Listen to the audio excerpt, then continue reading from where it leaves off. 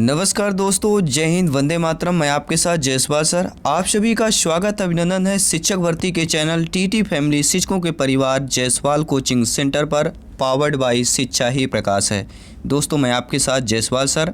बात करेंगे पर्यावरण ईवीएस के एनसीईआरटी के महत्वपूर्ण टॉप 20 क्वेश्चन की बात करेंगे।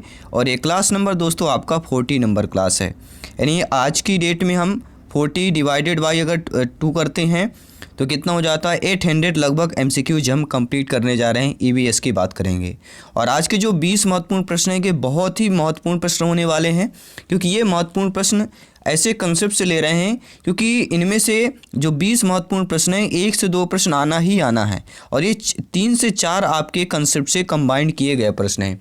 इंपॉर्टेंट प्रश्न है, शिक्षक भर्ती में जो पूछे गए प्रश्न है 2011 से लेके अभी तक, और संभावित प्रश्न भी यहाँ पे कंबाइंड किया गया है। आई होप सभी प्यारे मित्र प्रत्येक क्लास आप लोग अच्छे तरीके से ज्वाइन कर रहे होंगे और इसकी पिछली क्लासेस देखना चाहते हैं, आई बटन पर लिंक मिलेगा, आप लोग देख सकते हैं। पहला प्रश्न आप लोगों की स्क्रीन पर है टॉप 20 में से। अंतर्राष्ट्रीय न्यायालय का मुख्यालय अवस्थित है जिनेवा, हेग, न्यूयॉर्क, पेरिस में। सभी प्यारे मित्र कमेंट कीजिएगा, कई बार मैं आपको बता भी चुका हूँ। ठीक है, अंतर्राष्ट्रीय मुख्यालय का जो अंतर्राष्ट्रीय न्यायालय का मुख्यालय कहाँ पर स्थित है? आपका जवाब जिनेवा हो सकता है, हेग हो सकता है, न्यूयॉर्क हो सकता है, पेरिस होता है, लेकिन यहाँ पे हेग होगा। क्यों होगा? अंतर्राष्ट्रीय न्यायालय का मुख्यालय हेग नीदरलैंड में अवस्थित है। इसकी स्थापना 3 अप्रैल 1946 ईस्वी को की गई थी। अंतर्राष्ट्रीय न्यायालय की संविधि में 5 अध्याय तथा 70 अनुच्छेद हैं। ये भी काफ़ी बार टफ वैसे क्वेश्चन है, हाई लेवल ग्रेड फर्स्ट 2 में पूछा जाता है कि अंतर्राष्ट्रीय न्यायालय की संविधि में कितने अध्याय और कितने अनुच्छेद हैं, तो 5 अध्याय और 70 अनुच्छेद हैं। दूसरा प्रश्न दिया गया है, राज्यसभा में होने वाली सभाओं की अध्यक्षता कौन करता है? जो राज्यसभा में सभाएं होती हैं उनकी अध्यक्षता उपराष्ट्रपति करते हैं, राष्ट्रपति करता है, प्रधानमंत्री या भारत के मुख्य न्यायाधीश करते हैं। देखिए, ना तो न्यायाधीश करते ना ही प्रधानमंत्री, क्योंकि वहाँ पे प्रधानमंत्री एक सदस्य के रूप में होते हैं। तो राज्यसभा में होने वाली जो सभाओं की अध्यक्षता कौन करता है? तो वह उपराष्ट्रपति करते हैं, ये भी ध्यान देना है। और उपराष्ट्रपति क्या होता है? राज्यसभा का जो है, राज्यसभा का पदेन सभापति भी होता है, ये भी आपको ध्यानपूर्वक समझना है। राष्ट्रीय गीत के रचयिता कौन है? बंकिम चंद्र चट्टोपाध्याय, रविन्द्रनाथ टैगोर, मोहम्मद इकबाल, मैथिली शरण गुप्त। सभी प्यारे मित्र करेंगे कमेंट, यहाँ पे फीडबैक करेंगे। प्रत्येक भाई बहन गृहिणी कमेंट करेंगे जिनका सपना है गवर्नमेंट टीचर बनना, भावी अध्यापक अध्यापिका बनना। तो राष्ट्रीय गीत के रचयिता की जब भी बात की जाती है बंकिम चंद्र चट्टोपाध्याय का नाम आता है, और राष्ट्रीय गान की जब भी बात की जाती है तो किनका नाम आता है? सभी लोग ध्यानपूर्वक बताइएगा। रविन्द्रनाथ टैगोर की बात कर रहे हैं या किसकी बात कर रहे हैं? लेकिन राष्ट्रीय गीत की बात आती है तो बंकिम चंद्र चट्टोपाध्याय। और राष्ट्रीय गीत कौन कौन सा है? सभी लोग जानते हैं, वंदे मातरम। वंदे मातरम, वंदे मातरम, ये हमारा क्या है? राष्ट्रीय गीत है। और राष्ट्रगान सबको लोग गा लेते हैं, लेकिन राष्ट्रगीत बहुत ही कम लोग गा पाते हैं या याददाश्त हमारे माइंड में बहुत ही कम होता है, क्योंकि शिक्षक के रूप में ये दोनों चीज़ें बहुत ही ज़रूरी है साथियों। राष्ट्रीय गीत के रचयिता बंकिम चंद्र चट्टोपाध्याय। भारत में स्वदेशी आंदोलन 1905 के समय यह गीत एकता का प्रतीक बन गया। यह जो है, ये आ सकता है कि एकता का प्रतीक कब बना है आपका? यह वंदे मातरम भारत में स्वदेशी आंदोलन 1905 के समय बना था। और अगर महत्वपूर्ण पॉइंट्स की बात करें कि भारत का राष्ट्रीय गीत वंदे मातरम, इसकी रचना बंकिम चंद्र चट्टोपाध्याय ने अपनी ही पुस्तक आनंद मठ में की है। तो बंकिम चंद्र चट्टोपाध्याय किस अपनी पुस्तक में जो है, या किस पुस्तक में राष्ट्रीय गीत जो वंदे मातरम की रचना की है? तो वह आनंद मठ पुस्तक पर की है। इसको 24 जनवरी 1950 को राष्ट्रीय गीत में स्वीकार किया गया। तो राष्ट्रीय गीत को कब स्वीकार किया? 24 जनवरी 1950 को, 26 जनवरी के पहले। इस गीत का प्रथम पद ही राष्ट्रीय गीत के रूप में गाया जाता है, वंदे मातरम। और राष्ट्रीय चिन्ह सम्राट अशोक के सारनाथ आपका जो लिया गया है, और इसमें पीठ पीठ सटाए 4 सिंह हैं, आप देखे होंगे। पीठ पीठ से सटाए 4 सिंह बने होंगे। सिंहों के नीचे एवं चक्र के बाईं तरफ अश्व घोड़ा और दाईं तरफ बैल या साय आपको दिखेगा। इसको 26 जनवरी 1950 को स्वीकार किया गया। किसको? अशोक चक्र को, जो राष्ट्रीय चिन्ह है हमारे भारत का। आई थिंक प्रत्येक प्रश्न को आप लोग, प्रत्येक कंसेप्ट को, प्रत्येक लाइन को आप लोग समझ पा रहे होंगे। बात करेंगे प्रश्न की, ग्राम पंचायत के कार्यों की बात करेंगे। ये आपके बता देता हूँ, एमपी टेट जो 2011-12 में पेपर हुआ था उसमें यह पूछा गया प्रश्न, ध्यान दीजिएगा। 2011-12 में और सी टेट में आया हुआ प्रश्न है। तो ग्राम पंचायतों का कार्य क्या होता है? जल संसाधनों का रख रखाव, स्कूलों का निर्माण, बीपीएल लाभार्थियों की सूची तैयार करना, उपरोक्त सभी। देखिए, जल संसाधनों का रख रखाव जो है ग्राम पंचायत का कार्य ही होता है। स्कूलों का निर्माण भी ग्राम पंचायत का ही कार्य होगा, उस ग्राम पंचायत के अंदर जो स्कूल होते हैं। और बीपीएल लाभार्थियों की सूची बनाना जो है ये भी ग्राम पंचायत का कार्य होता है, क्योंकि ग्राम पंचायत जो सरपंच होते हैं, उप सरपंच होते हैं, ग्राम पंचायत के द्वारा ही ये कार्य किया जाता है। क्योंकि ग्राम के होंगे तभी तो वो बता पाएंगे कि किनका नाम जो है गरीबी रेखा या बीपीएल में सूची में जोड़ना चाहिए। तो उपरोक्त सभी यह ग्राम पंचायतों के कार्य हो जाएंगे। अन्य जैसे हैं जल संसाधनों का रख रखाव, लाभार्थियों की पहचान करना, सामाजिक योजना को ग्राम स्तर पर लागू करना, ग्राम स्तर पर प्राथमिक स्कूलों का निर्माण कराना आदि जो है ग्राम पंचायत के कार्य हैं। और भारत में पंचायती राज शब्द का अभिप्राय किस पद्धति से है? तो ग्रामीण स्थानीय स्वशासन पद्धति से है। ये आने वाले संभावित प्रश्न हो सकते हैं। किस समिति की सिफारिशों को स्वीकार करते हुए पंचायती राज व्यवस्था को लागू किया गया? तो बलवंत राय मेहता समिति को स्वीकार करते हुए या सिफारिशों को स्वीकार करते हुए पंचायती राज व्यवस्था लागू किया गया। किसके? बलवंत राय मेहता समिति। पंचायती राज व्यवस्था को संविधान में स्थान दिया गया है, नीति निदेशक सिद्धांतों में स्थान दिया गया है। ग्राम पंचायत के सदस्य के रूप में निर्वाचित होने की न्यूनतम आयु कितनी होती? 21 वर्ष। अगर ग्राम पंचायत में सदस्य के रूप में निर्वाचित होना है तो आपके कम से कम 21 वर्ष की आयु होनी चाहिए। और वोटर आईडी के लिए सभी लोग जानते हैं अधिकार 18+ आप सभी लोग हो जाते हैं। पंचायती राज संस्थाओं के निर्वाचन हेतु कौन उत्तरदायी होता है? तो राज्य निर्वाचन आयोग उत्तरदायी होता है।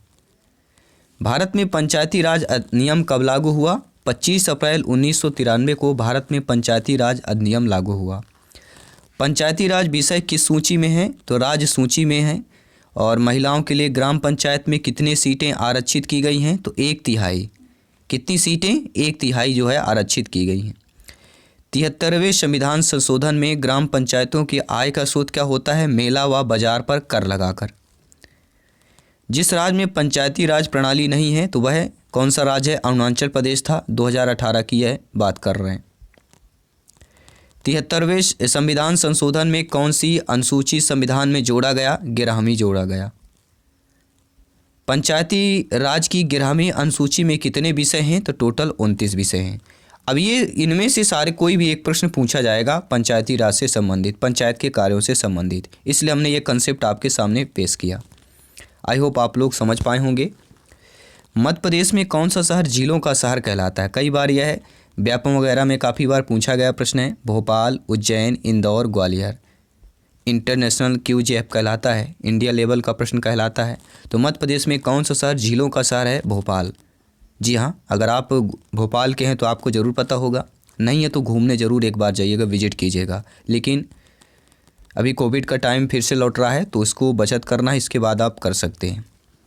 भारत का हृदय कहे जाने वाला मध्य प्रदेश देश विदेशों में पर्यटन स्थलों, खान पान, शिल्पकारी, बुनकारों आदि के लिए जाना जाता है। मध्य प्रदेश राज्य की ही राजधानी भोपाल है, जिसे झीलों का शहर भी कहा जाता है। लोअर लेक, अपर लेक जैसी 2 सुंदर झीलों का कारण ही भोपाल को झीलों का क्या है? शहर भी कहा जाता है। सतपुड़ा की रानी किसे कहा जाता है? पचमढ़ी को कहा जाता है। झीलों का शहर भोपाल हो गया। और महाकाल की नगरी उज्जैन। ये व्यापम में ज़्यादातर प्रश्न पूछे जाते हैं, TT एग्जाम पर प्रश्न पूछे जाते हैं। ये हाई लेवल के प्रश्न हैं, हाईलाइट प्रश्न है, ध्यान दीजिएगा। कौन सा प्रथम साहित्य स्रोत है? ऋग्वेद, सामवेद, यजुर्वेद, अथर्ववेद। देखिए, प्रथम साहित्य स्रोत जो हमारा कौन सा वेद कहलाता है? वह है साथियों ऋग्वेद। क्यों कहलाता है? भारत का प्राचीनतम एवं प्रथम ग्रंथ ऋग्वेद है। इस ग्रंथ में इंद्र को सर्वश्रेष्ठ देवता या मुख्य देवता माना गया है। चारवर्णी सिद्धांत सर्वप्रथम इसी पुस्तक के 10वें मंडल पुरुष सूक्त में मिलता है और ऋग्वेद में 1028 सूक्तियाँ एवं 10 मंडल शामिल हैं। अगला प्रश्न है, भारत की प्रथम महिला आईपीएस अफसर कौन है? ये भी पूछा गया प्रश्न है, सभी लोग जानते होंगे कि किरण बेदी की बात करेंगे। और ये आपके जो है 1972 बैच की जो है आईपीएस से आपकी है किरण बेदी हैं। अगला प्रश्न है, सत्यार्थ प्रकाश के लेखक का नाम क्या हो जाएगा? स्वामी दयानंद सरस्वती, स्वामी विवेकानंद या राजा राम मोहन राय की बात करेंगे या मदन मोहन मालवीय की बात कर रहे हैं? सभी प्यारे मित्र कमेंट करेंगे। टॉप 20 क्वेश्चन है और अपना अपना फीडबैक, क्योंकि आपका कमेंट सर्वोपरि है। सभी भावी अध्यापक अध्यापिकाओं का फीडबैक सम्मान है। आप सभी लोग ज्ञानी सर्वज्ञ व्याख्याता लोग हैं। तो सत्यार्थ प्रकाश के लेखक का नाम क्या है? सभी लोग जानते हैं राजा राम मोहन राय की बात कर रहे हैं या स्वामी दयानंद सरस्वती की बात कर रहे हैं? तो सभी लोग जानते हैं स्वामी दयानंद सरस्वती हैं। सत्यार्थ प्रकाश के लेखक स्वामी दयानंद सरस्वती ने 1875 ईस्वी को बम्बई में आर्य समाज की स्थापना की थी और इनका प्रसिद्ध वाक्य क्या था? वेदों की ओर लौटो। वेदों मतलब जो हमारे वेद हैं इनकी ओर लौटो। ये किसका नारा था? सत्यार्थ प्रकाश के लेखक स्वामी दयानंद सरस्वती का नारा था। और इनसे संबंधित महत्वपूर्ण तथ्य जान लेते हैं। ब्रह्म समाज की स्थापना किसने की थी? राजा राम मोहन राय ने की थी। कब की थी? 1828 में की थी। भारतीय समाज का अग्रदूत राजा राम मोहन राय। और सती प्रथा का अंत किया था किसने किया था? राजा राम मोहन राय ने ही किया था। और दयानंद सरस्वती की रचना किसने की रचना है? सत्यार्थ प्रकाश। रामकृष्ण मिशन की स्थापना की थी स्वामी विवेकानंद ने की थी। कब? 1897 में की थी रामकृष्ण मिशन की स्थापना। सत्य शोधक समाज का गठन किसने किया? ज्योतिबाबाई फुले। सत्य शोधक समाज का गठन किसने किया? ज्योतिबाबाई फुले की बात कर रहे हैं। स्वामी विवेकानंद ने शिकागो या अमेरिका में के विश्व धर्म सम्मेलन में भाग लिया। कब लिया था? 11 सितंबर 1893 में भाग लिया था। थियोसॉफिकल सोसाइटी की स्थापना किसने की थी? एनी बेसेंट ने की थी। ये थे महत्वपूर्ण पॉइंट जो एग्जाम पर पूछे जा सकते हैं। हमारे देश के लगभग सभी भागों में मिर्च का उपयोग भोजन पकाने में किया जाता है। हमारे देश में मिर्च को लाने वाले व्यापारी आए थे ऑस्ट्रेलिया से, उज्बेकिस्तान से, दक्षिण अफ्रीका से या अफगानिस्तान से आए थे, दक्षिण अमेरिका से आए थे। तो हमारे देश में लगभग सभी भागों में मिर्च का भोजन पकाने में होता है। मिर्च का स्वाद न बने तो भोजन क्या स्वादिष्ट ही नहीं लगता है। तो हमारे देश में मिर्च को लाने वाले व्यवसायी अमेरिका के थे या मेक्सिको की बात करेंगे। दक्षिण अमेरिका मेक्सिको से आए थे। और मिर्च जो है आपके कैप्सिकम वंश के एक पादप का फल है और यह सोलेनेसी कुल का सदस्य है। स्वाद में तीखापन और गुर्दे की मात्रा के अनुसार इनका उपयोग एक सब्जी या शिमला मिर्च या एक मसाले लाल मिर्च के रूप में किया जाता है। अगला प्रश्न है, कांच के जार तथा बोतलों को उनमें अचार भरने से पूर्व सूर्य की धूप में अच्छी तरह सुखाया जाता है। ऐसा क्यों किया जाता है? सभी लोग जानते हैं धूप में सुखाना मतलब नमी को पूर्णतः से हटाने के लिए किया जाता होगा। सी ऑप्शन सही हो जाएगा। कोई भी डाउट हो कमेंट करें, फीडबैक करें। अब बात करते हैं अगले प्रश्न की। कक्षा 5 की पर्यावरण अध्ययन या अध्ययन की पाठ पुस्तक का एक पाठ उसी से ठंडा उसी से गर्म डॉक्टर जाकिर हुसैन द्वारा लिखी गई एक कहानी है। उन्होंने बच्चों के लिए एक ऐसी कहानियाँ लिखी हैं, अपनी मृत्यु के समान वे थे। तो अपनी मृत्यु के जो है समय जो है वे क्या थे? भारत के मुख्य न्यायाधीश, भारत के राष्ट्रपति, भारत के उपराष्ट्रपति या भारत के प्रधानमंत्री। तो अपनी मृत्यु के जो है समय वह भारत के राष्ट्रपति थे। ध्यान दीजिएगा। जी हाँ, डॉक्टर जाकिर हुसैन भारत के तीसरे राष्ट्रपति थे और इनका कार्यकाल 1967 से 1969 तक रहा। राष्ट्रपति पद पर रहने के दौरान 3 में जो है 1969 को इनकी मृत्यु हो गई। इन्होंने पर्यावरण के क्षेत्र में उसी से गर्भ नामक पुस्तक भी लिया है। किसा? उसी से गर्भ, उसी से ठंडा उसी से गर्म। अगला प्रश्न पेश करते हैं। ब्रेल लिपि में मोटे कागज पर उभरे हुए बिंदु बने होते हैं। यह लिपि आधारित होती है 6 बिंदुओं पर, 8, 10, 4। देखिए कन्फ्यूजन होता है, कभी बार 6 कभी बार 8 ही का होता है। तो दोनों प्रश्न हम क्लियर कर देंगे आने वाले क्लासेज पर या आने वाले प्रश्नों पर। ब्रेल लिपि में मोटे कागज पर उभरे हुए बिंदु होते हैं जो लिपि आधारित होती है, 6 बिंदुओं पर आधारित होती है, ध्यान दीजिएगा। इसका आविष्कार जो है 1821 में नोनतीस झांसी आपके सुई ब्रेल ने किया था। क्या है, लेखक की बात कर रहे हैं, लुई ब्रेल ने किया। और इस तरह की लिपि में मोटे कागज़ पर उभरे बिंदु होते हैं और उभरे होने के कारण इन्हें छूकर पढ़ा जा सकता है। यह लिपि 6 बिंदुओं पर आधारित होती है। क्योंकि लिपि किनके लिए होता है, जिन बच्चों के पास या आंखें नहीं होती हैं या कुछ कारणवश दिखाई नहीं देता है, तो उनके लिए ये लिपि काम में आती है। तो वो अपने क्या है, स्पर्श करके वो पढ़ सकते हैं। बिहार राज्य के लोगों के लिए मधुमक्खी पालन शुरू करने का सबसे अच्छी जो अवधि कौन सी होती है, वह होती है अक्टूबर से दिसंबर, अक्टूबर टू दिसंबर होती है।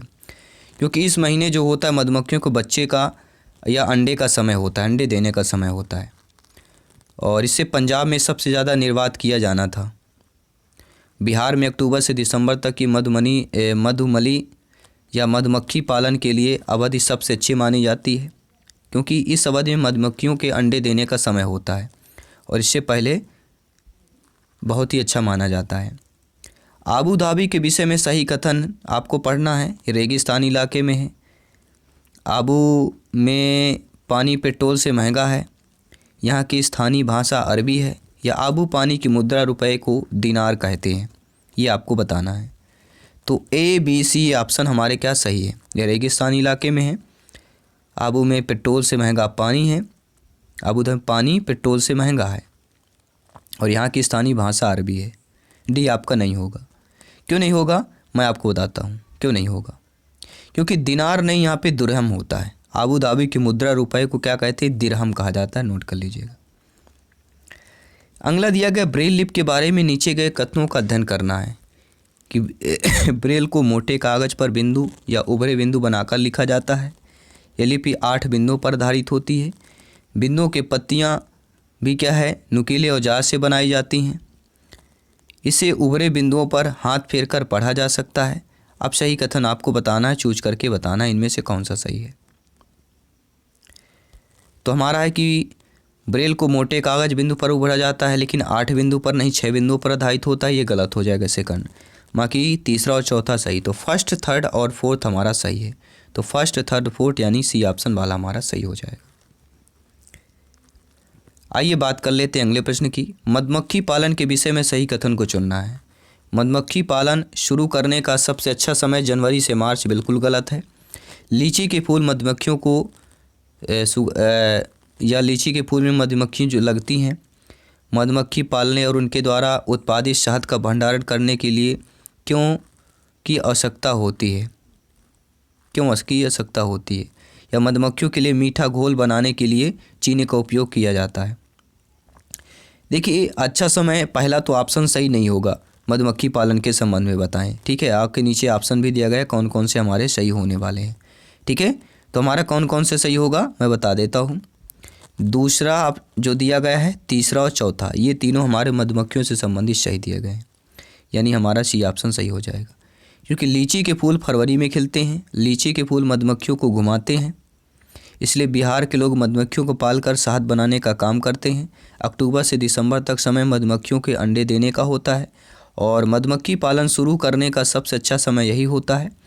मधुमक्खी पालने और उनके द्वारा उत्पादित शहद का भंडारण करने के लिए बक्सों की आवश्यकता होती है।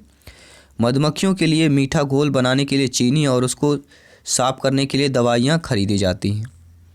अगला प्रश्न स्क्रीन पर है, बहुत ही कम प्रश्न बचे हुए हैं। आइए कंप्लीट करते हैं इस क्लास को। टॉप 20 क्वेश्चन को कंप्लीट करते हैं, क्लास नंबर 40 को कंप्लीट करते हैं। एक शिक्षिका तनावग्रस्त बच्चे की पहचान कर सकती है जब बच्चा निम्नलिखित व्यवहार प्रदर्शित करता है। पढ़ाई में पूर्ण एकाग्रता, बहुत बात करना, हाइपर एक्टिविटी या अति सक्रियता या आक्रामक व्यवहार। तो एक शिक्षिका तनावग्रस्त बच्चे की पहचान कर सकती। तनावग्रस्त बच्चा है मतलब आक्रामक उसका रवैया है, व्यवहार है। डी ऑप्शन सही हो जाएगा। अगला प्रश्न है साथियों, एनसीटीई का उद्देश्य क्या है। शिक्षालय खोलना, शिक्षालयों में शिक्षा स्तर बनाए रखना, शिक्षा में शोध को बढ़ावा देना, या शिक्षालयों को अनुदान देना। सभी प्यारे मित्र कमेंट कीजिएगा, फीडबैक कीजिएगा। तो एनसीटीई का उद्देश्य क्या है, शिक्षालयों में शिक्षा स्तर को बनाए रखना। NCT national counselling for teacher education, इसका मुख्य उद्देश्य विद्यालयों में शिक्षा स्तर को बनाए रखना। 2 प्रश्न और बचे हुए हैं, जल्दी से कंप्लीट करते हैं। स्पर्श गंगा अभियान का मुख्य उद्देश्य क्या है? स्वास्थ्य सुरक्षा, गंगा की स्वच्छता, नदियों को जोड़ना या मंदिरों का जीर्णोद्धार करना। तो स्पर्श गंगा अभियान का जो मुख्य उद्देश्य है साथियों, वह है गंगा की स्वच्छता, स्पर्श गंगा। ठीक है, तो आई होप आप लोग समझ गए होंगे। और उत्तराखंड में गंगा को स्वच्छ बनाए रखने के लिए स्पर्श गंगा अभियान की शुरुआत की गई। तो कहाँ पर की गई? उत्तराखंड पर की गई, ये भी ध्यान दीजिएगा। अगला प्रश्न है, 11 जुलाई को मनाया जाता है विश्व स्वास्थ्य दिवस, विश्व जनसंख्या दिवस, विश्व अंतर्राष्ट्रीय महिला दिवस, विश्व जल दिवस मनाया जाता है। सभी कमेंट करेंगे। यह मॉक क्वेश्चन के रूप में आपसे पूछ रहे हैं कि 11 जुलाई को क्या मनाया जाता है? विश्व स्वास्थ्य दिवस, जनसंख्या दिवस, अंतर्राष्ट्रीय महिला दिवस या जल दिवस। और टॉप 20 में से आप लोगों का फीडबैक क्या है, आप लोगों के स्कोर क्या है? प्रत्येक भाई बहन गृहिणी शिक्षक बंधु सभी कमेंट करेंगे, सभी अपना अपना स्कोर कमेंट बॉक्स में कीजिएगा, क्योंकि सिलेक्शन यहाँ पे 101% शरोपर ही है। आप लोगों का फीडबैक सर्वमान्य है और मैं आपके साथ जयसवाल सर जल्द मिलता हूँ नेक्स्ट क्लास पर। सभी मित्रों को जय हिंद, वंदे मातरम, धन्यवाद सभी का।